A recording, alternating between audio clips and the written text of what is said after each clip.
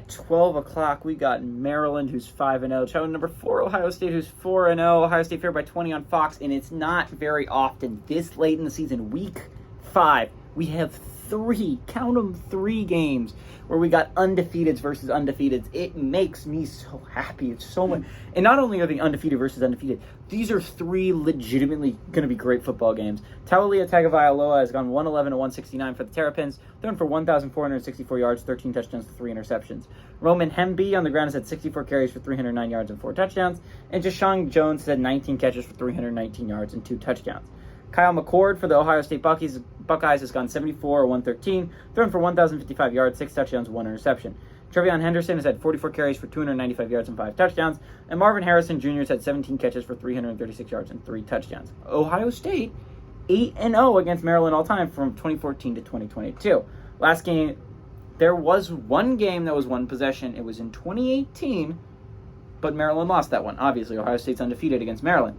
Maryland has not kept it close very often, but Mike Locksley is the best Maryland coach Maryland's had in a long time, and he has Maryland looking like a very competitive football team. I said it in an earlier video with the Kansas State-Oklahoma State fan video, and I'm going to say it in the next video with the LSU-Missouri video. Maryland should be ranked. Maryland's a top 25 football team. They're playing really good football right now. They might not have the best wins, but neither does LSU, and LSU has 2 losses, right? Maryland has yet to lose to a football team. This is the first football team? Maybe. Taulia Tagovailoa was huge last year, right?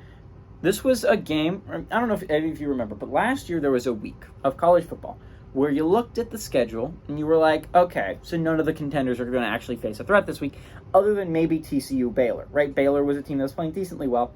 Maybe Baylor has a shot there, okay, right? But everyone else should skate by easily, right? And then the crazy stuff happened, right? The TCU Baylor was a phenomenal football game. TCU did skate by Baylor. That was to be expected, but no one expected Maryland to give Ohio State a fight last year, and they gave them a hell of a fight. Taulia Tagovailoa took that game deep into the 4th. That was a close game for the majority of it. Maryland looked like they had a decent shot of pulling off the upset for the last time. I mean, there were other ones that went on that week, right? But Michigan, Illinois, and Kentucky, Georgia. I mean, Kentucky, Georgia's happening this week, and we're going to get to that game later on.